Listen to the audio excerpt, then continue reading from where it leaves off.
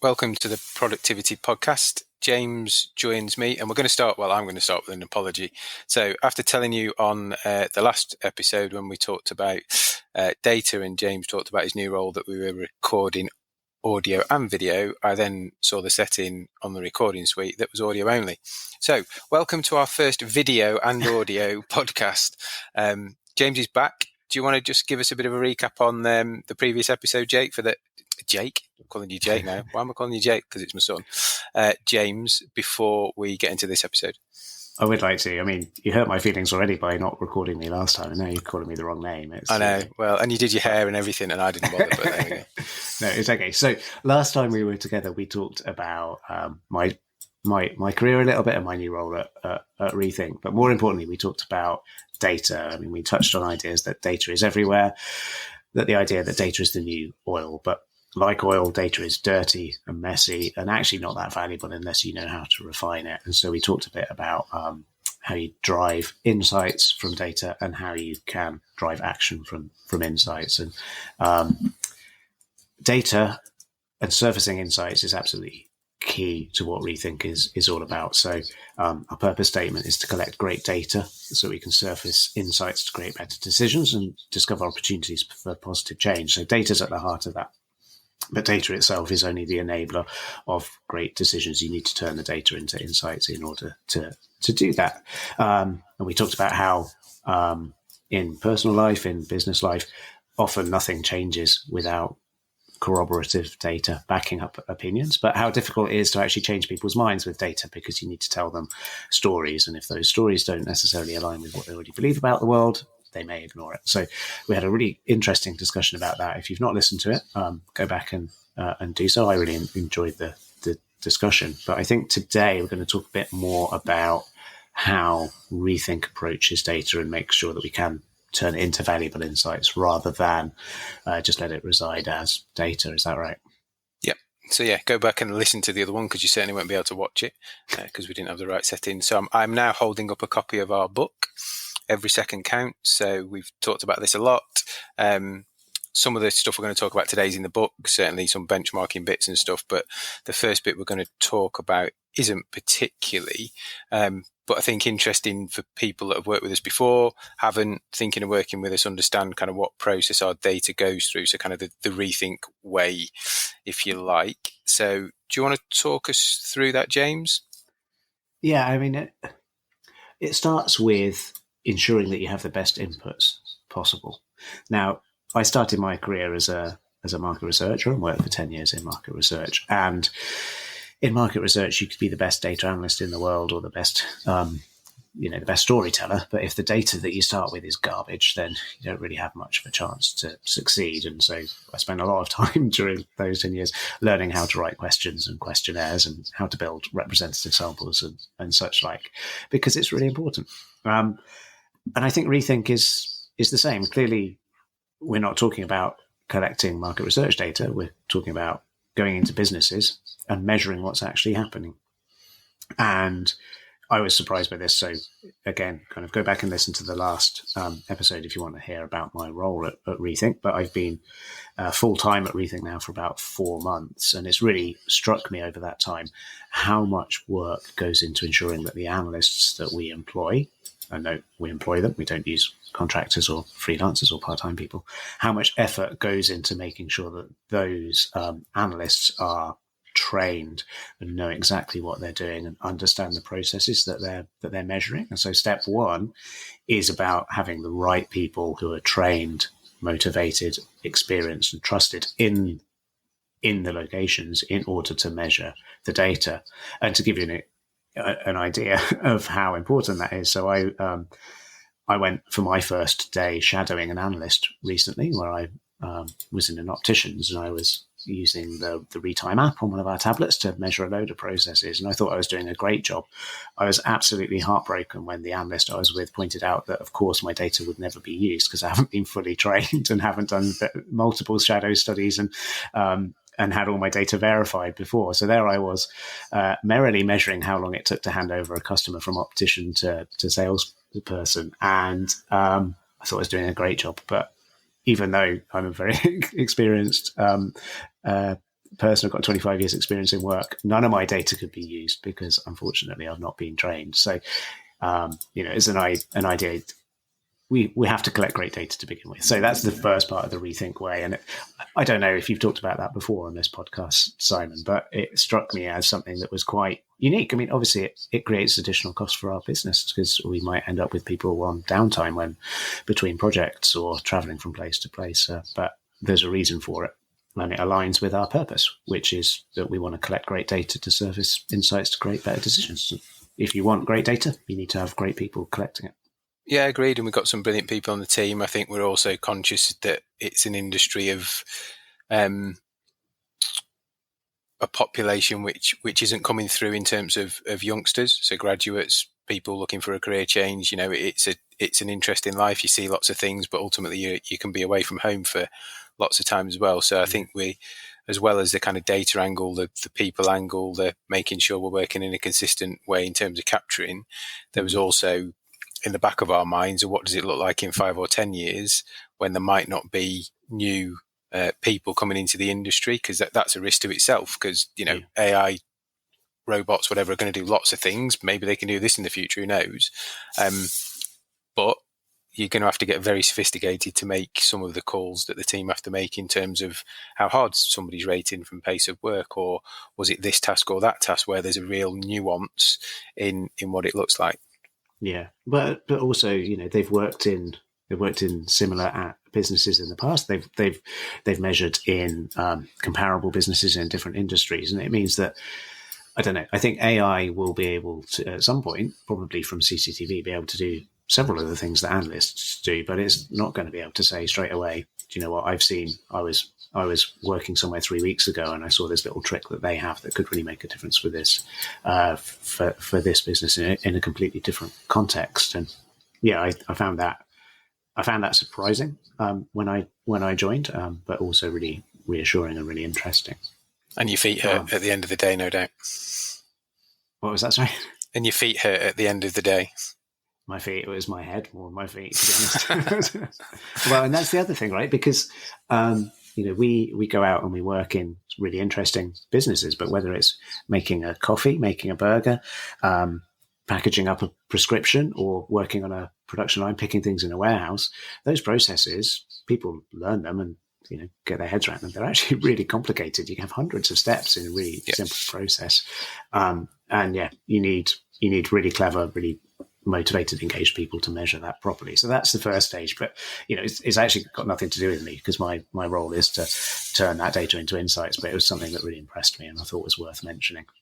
Yeah, so the analysts get it. They check their own data, so they do a sense check in terms of after the day's finished, clear their heads, check the data for any anomalies or things that they want to just check and update. That then goes to program manager. Yeah, that's right. So there's 3 layers of data check, actually. So obviously the analyst is out measuring it day to day. The program manager will review every study that's submitted, and then it gets reviewed by me or somebody working on the data along with a director at ReThink once it's gone through the program manager review. And that 3 layers of checking, it sounds maybe like overkill, but it's not, because we're each looking for slightly different things. And when it's all been collated in the app, it's all been reviewed and all been signed off, actually what we're looking for is how can we organize the data, and how do you make it consistent with studies that have been done before, with other benchmarks? How do you turn the data into something that's valuable? And I think the three levels of checks, I mean, firstly, they make sure there aren't errors in the data, but secondly, and more importantly, they set the data up in the best way for it to be useful for the people who we've collected it for. Yeah. And just when you said director's check, just to be clear, that's not me. That's not one of my strengths, checking data. So for those that are worried now about the data that we've captured for them, it isn't me. So don't worry.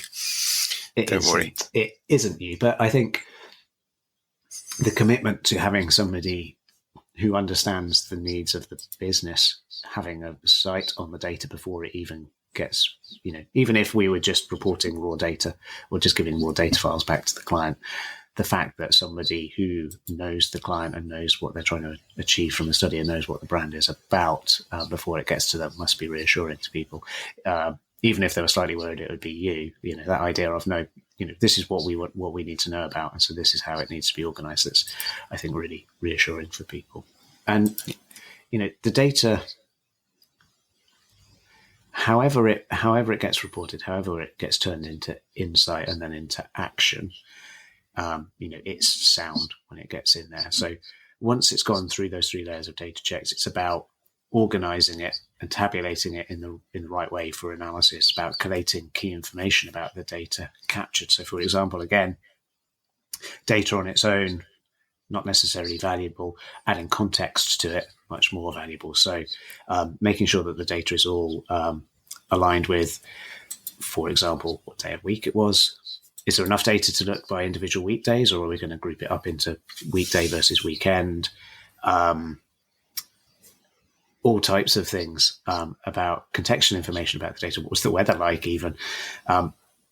That's all kind of standard in it, so that we can add that context of what were people doing, how productive were they at different times. So it's not just, well, we know that your team spends 25% of its time doing non-value adding things. It's where in the week does that happen?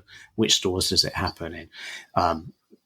Why does it happen? We're trying to get to that level rather than just provide the data. So there's 3 levels of checks, and then there's contextualization. So we make sure that we add useful context on top of it, store format, day of week, all that kind of stuff. What time of day it was, and is one of my least favorite parts of the job. That is working with the team to make sure that we know if we're doing measurements at 7:30 in the morning. In one store, that might be before the store opened. In the other one, it might be half an hour after it opened.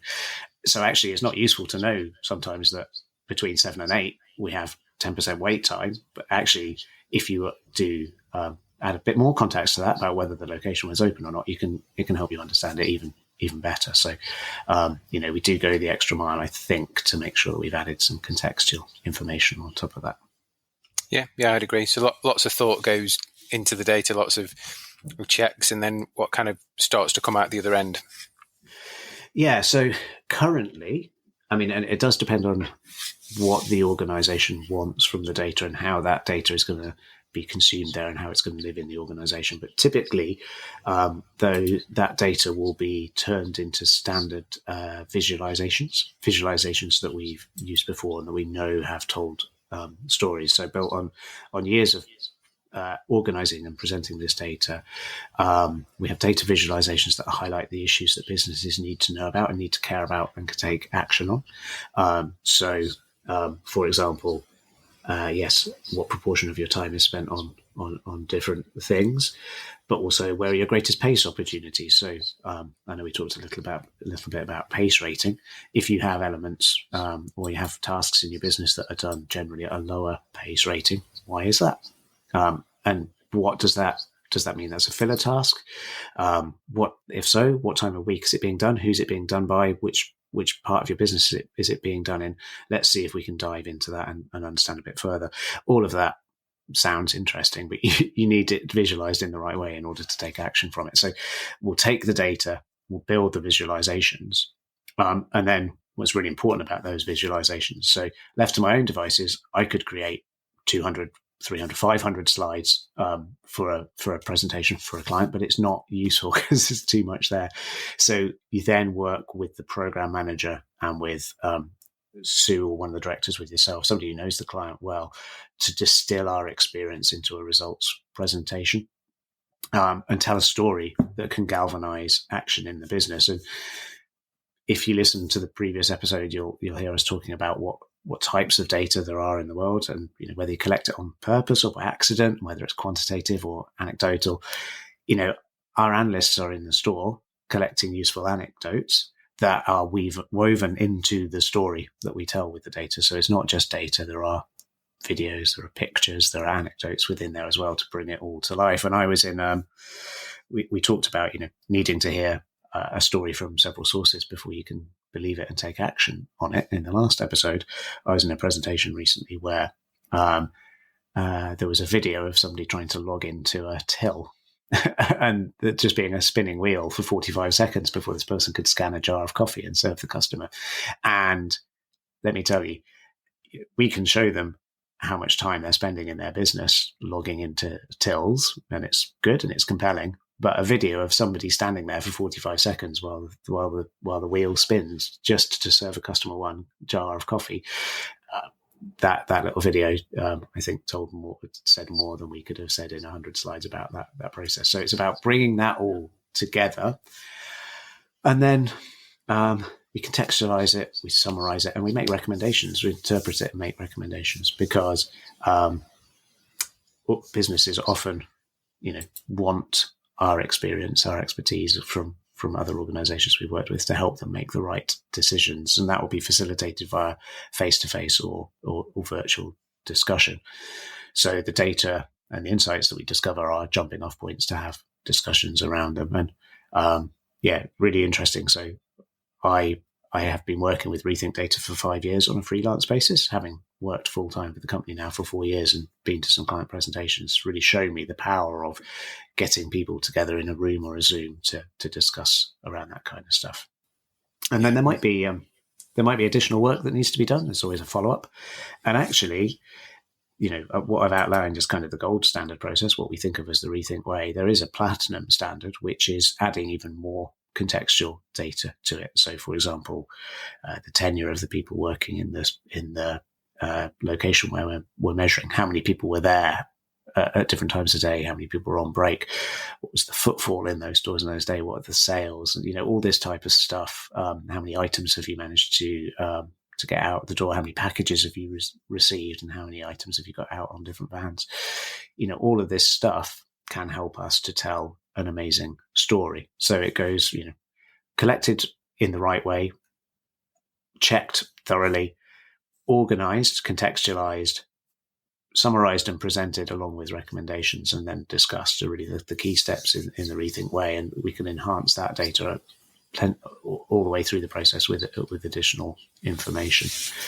And it's not just, as I say, it's not just numbers, it's not just times and counts, it's pictures and it's videos and it's feelings and it's observations, and it's employee feedback as well, because our analysts take time speaking to the team when they get to know them and asking them how they feel about their jobs and their processes and how we can improve it. So we bring together lots of different ideas. 45 seconds is a long time when you watch a video. Yeah. You don't realise, do you? Even longer if a customer's standing in front of you waiting for one jar of coffee. It's the only thing they want to buy.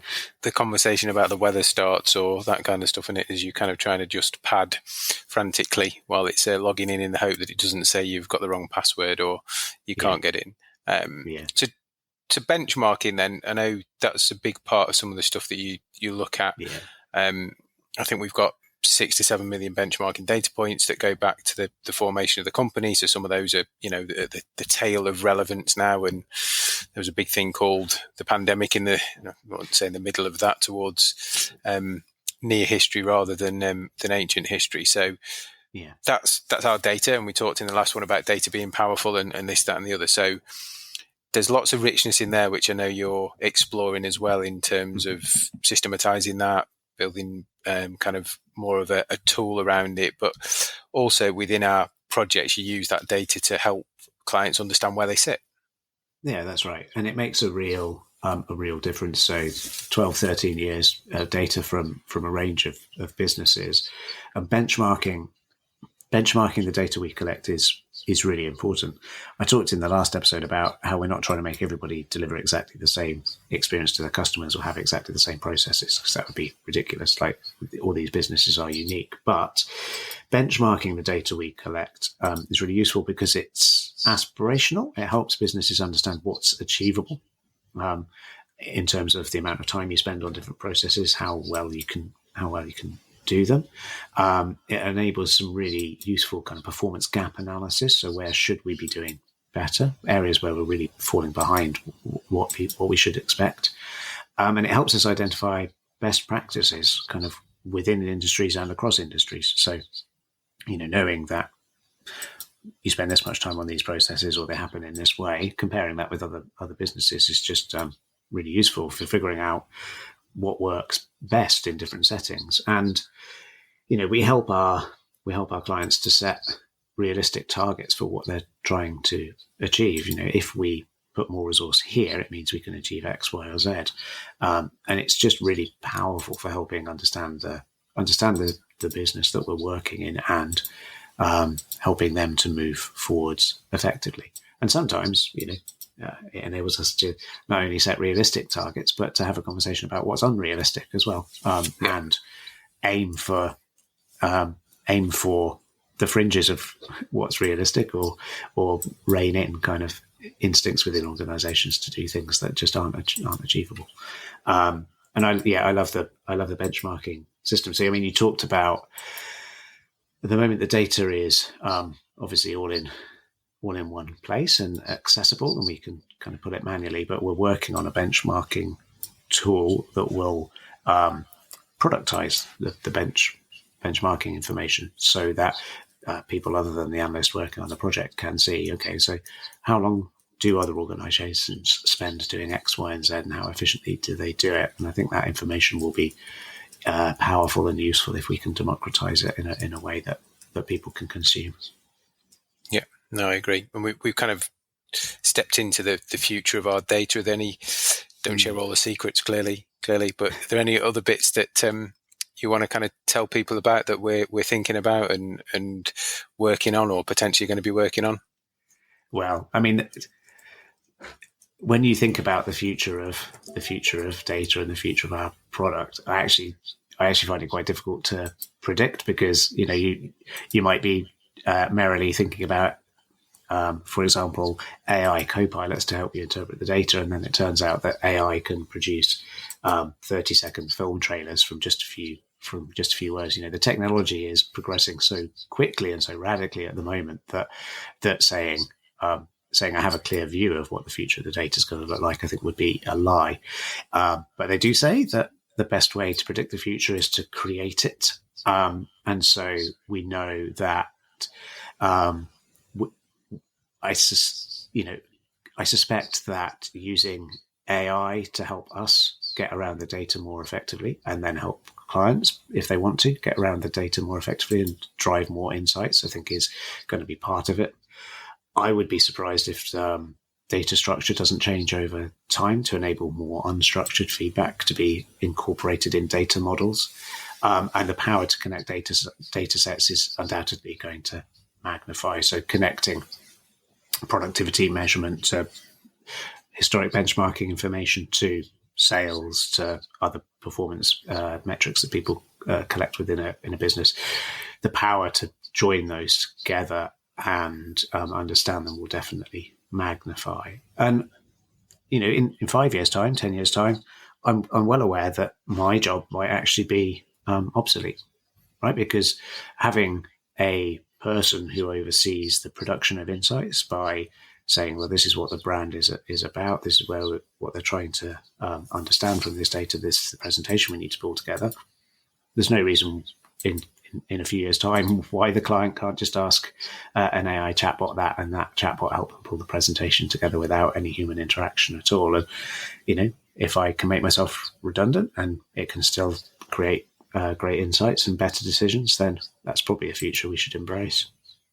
We'll find something else for you to do. Don't you worry. You're not getting out that easily. Well, somebody needs to. This is a different podcast, but somebody needs to look out for AI hallucinations that seem real but are actually just completely made up, and somebody needs to train the systems and all that kind of stuff. So I'm hoping you're into deep fake world, then, aren't you? Yeah, and the video the stuff we were looking at, just for reference, it's Sora, so Sora. If you Google it, it's been released by the team behind ChatGPT, and it's not for public use yet because I think there's loads of legalities. The whole thing that kicked off in America with the Actors Guild and use of it, but it shows you the power of the future. So, one example is they type in, build me a film trailer with an astronaut wearing a red knitted helmet. And 10 seconds later, you've got what looks like a Hollywood produced film trailer with an actor with a red knitted helmet. So, it's here. It's how far it gets, how much people get scared of the whole turning into kind of whatever it's called. Was it Net 2000 or something in Terminator? Skynet, yeah. Skynet, yeah, that's the one. So there'll be a bit of that skepticism, but like anything, there'll be people that use it for good, people that try and use it for something more devious. But the stuff we looked at, I was amazed, absolutely amazed. It's amazing. But I mean, and the underlying principle of technology taking huge leaps forward and doing things that we thought that took a lot of human brain power and a lot of human experience to do is a principle that we should all be aware of. And there's realistically, why should you have to talk to a person and explain a brief to them when you can just go straight into a chatbot that understands it and use that? And yeah, that's one of the principles that I'm using when I'm thinking about what our next product might look like. It's about understanding our clients. And if anybody listening to this wants to chat to me about kind of how they use data and the types of questions they try to answer with it, I'd be really interested in having that conversation, because we clearly have clients who will employ us because they want an answer to a question and they just want us to tell us the answer to the question. There are some who will be employing us because they're not sure what the answer is, or even what the question they need to be asking is. But we can have conversations with them, and over time, AI will be able to have those conversations with them and help them, firstly, define their briefs, secondly, define what data they need, thirdly, actually help them produce the insights from the data without too much human intervention in between. And we can focus on making that a reality for them if we have good enough data, which goes right back to the beginning of the conversation about why data is important. Like in this AI revolution, all of these models, all of these tools need great data to be trained and to work effectively, and that's something that we've got a lot of, and I'd be really interested in chatting to people to hear more. Good. So we'll put James's LinkedIn bio in the link in the show notes so you can reach out to him. So we'll finish on a story, because I love a story. So I was listening to a podcast, I think I told you earlier in the week. It's called The Rest is Entertainment. So check it out. But basically they were talking about the future iterations of AI, machine learning, ChatGPT in this instance, and we're on version 4, I think. And they were saying 5's not far away. By the time we get to version 7, it potentially will need all the computing power in the world, plus a small nuclear reactor that's yours, and it will have run out of source material. That's kind of how far and quickly these things are moving. So it gives you a sense of scale, also gives you that sense of, back to the kind of, I think it was a Guild Writers in America, wasn't it?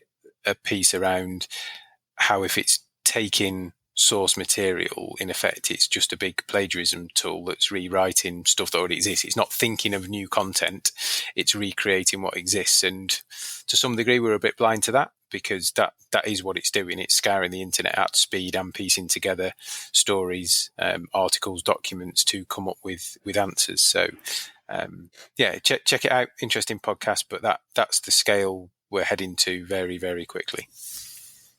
Absolutely. So we'll pause there. I am 100% confident you'll be back on again. Whether we've got video or not depends on which buttons I press on the recording tool. But I think we've got video on this one. Time will tell when I edit it. And if you want to watch it, we'll put it on the YouTube channel. Thanks for listening, and thanks for coming on again, James. No, thanks for having me. I'll speak to you soon.